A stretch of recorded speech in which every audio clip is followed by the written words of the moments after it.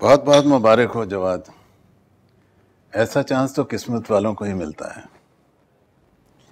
2 साल की ट्रेनिंग और वापसी पर प्रमोशन, और हाँ, 1 हफ्ते के अंदर अंदर तुम्हें जर्मनी के लिए निकलना होगा। सर, 1 हफ्ते में isn't it too soon? कोई प्रॉब्लम? अरे यार, तुम तो बैचलर हो, तुम्हें तो जाने के लिए कोई मसला नहीं होना चाहिए। वैसे भी वापसी के बाद तुम्हारे सीवी में 4 चांद लग जाएंगे। तुम्हें मालूम है कि ऑफिस के 2 लड़के इस ट्रिप के लिए बहुत कोशिश कर रहे हैं, बड़ी बड़ी सिफारिशें डलवा रहे हैं, मगर तुम्हारा नाम तो ऊपर से अप्रूव हुआ ना। And you are very lucky. Sir, I am really lucky, लेकिन मुझे कुछ वक्त दीजिए सोचने के लिए। अरे यार, कुछ मत सोचो, बस हामी भर दो। Just take it. Let's have T.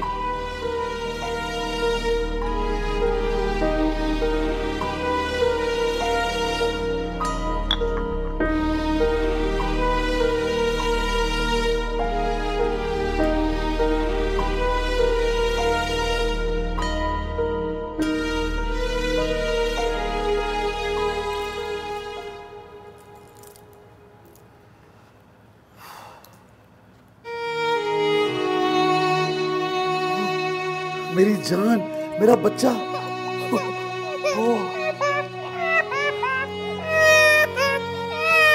क्या हो गया? बाबा, बाबा, आपका बाबा। काफी दिनों बाद देखा नहीं, इसलिए शायद रो रही है। बहुत शुक्रिया, तुमने बहुत ख्याल रखा इसका। शुक्रिया की क्या बात है, मेरी बहन की बेटी है, मुझे अपनी बेटी की तरह प्यार दिया। मैं इसको अपने साथ ले जाना चाहता हूँ।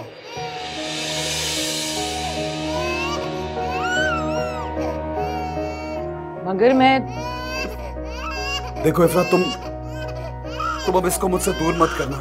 पहले ही बहुत इंतजार किया मैंने। मैं इसके बगैर नहीं रह सकती हूँ। तो मैं कैसे रहूंगा अब इसके बगैर? बहुत सब्र कर लिया, बस मेरी जान, बस बस बस। तुम्हारे पास वो जवाब भी है, मेरे पास इसके अलावा और कोई है ही नहीं। तुम मुझे इसका सामान ला दो। हाँ? तुम फिक्र नहीं करो, मैं देख लूंगा, मैं देख लूंगा।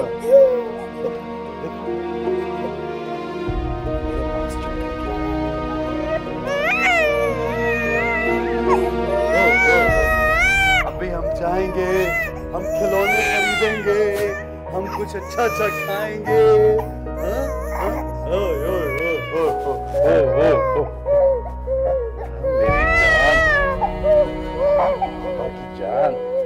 क्या कह रहे हो तुम? 1 हफ्ते में? नामुमकिन है ये। फिर उसे साथ भी तो नहीं ले जा सकते अभी। क्या फायदा इन सब चीजों को करने का? 2 साल तक नई नवेली दुल्हन को घर बिठा के रखोगे? और क्या करूंगा? अरे भाई, तुम जाओ, तसल्ली और इत्मीनान से जर्मनी जाओ, अपना मुस्तकबिल देखो, समझे? तब 2 साल के लिए इफ्रा को लटका के रखो। इफ्रा के लिए मैंने और तुम्हारे अब्बा ने कुछ और सोच लिए, बस। क्या सोचा आप लोगों ने उसके लिए? देखो जवाद, मैं जो तुमसे बात करने लगी हूँ ना, उसे बहुत इत्मीनान और तसल्ली से सुनना और समझना। देखो बेटा, पहले सूरत हाल और थी, आज वो नहीं है। पहले जो तुमने कहा हमने फौरन कर दिया, लेकिन आज जो सूरत हाल है ना, उसमें तुम्हें अपनी चाहत की कुर्बानी देनी होगी। चाहत की कुर्बानी?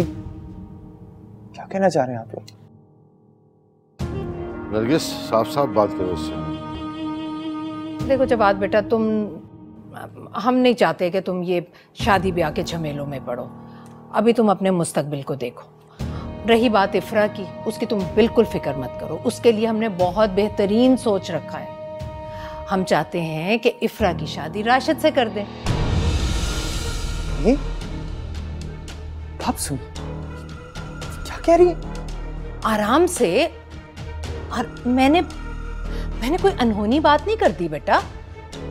देखो, वैसे भी तुम्हारी इफ्रा से सिर्फ मंगनी हुई है ना, मेरा बेटा, मंगनी की इस्लाम में कोई शरई अहमियत नहीं है, इस बात को समझो। मेरे दिल में जो इफ्रा की अहमियत है ना, वो मेरे लिए काफी है। आप सुन नहीं रहे उनकी बातें, वो क्या कह रही, कुछ बोले तो सही। तुम्हारे अब्बा सब जानते हैं, लेकिन जवाद मुझे एक बात बताओ बेटा, क्या तुम नहीं चाहते कि तुम्हारे बड़े भाई का घर बस जाए फिर से? तुम्हारी मासूम भतीजी सना को माँ की ममता मिल जाए? हाँ, तुम्हें उस मासूम पर जरा तरस नहीं आता, जरा ख्याल नहीं आता अपने भाई का भी? हाँ तो अम्मी करें, आप करें उनकी शादी, जरूर करें, लेकिन सारी दुनिया में सिर्फ इफ्रा ही रही। मेरी जान, राशिद का घर सिर्फ इफ्रा बसा सकती है, और सना को माँ सिर्फ इफ्रा की सूरत में मिल सकती है। अगर बेटा तुम खुद गर्ज बनकर ना सोचो तो। ऐसा नहीं हो सकता, प्लीज अब्बा, आप भी कुछ कहें। अब्बा, तुम्हारी अम्मा सही कह रही है, अगर तुम मान जाओ। नहीं अब्बा, वो सही नहीं कह रही, ये नामुमकिन है।